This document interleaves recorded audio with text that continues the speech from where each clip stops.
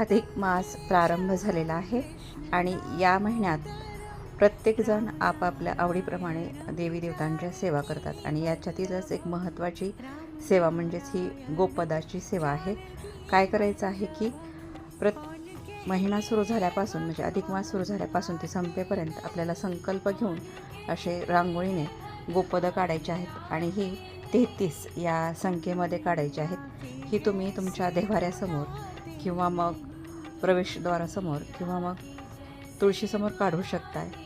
आणि हे काढत असताना काढून झाल्यानंतर त्याला धूप दीप दाखवायचा आहे आणि दुसऱ्या दिवशी हे पुसून घेऊन नंतर परत स्वच्छ जागा करून त्या जागेवर तुम्हाला हे काढायचे.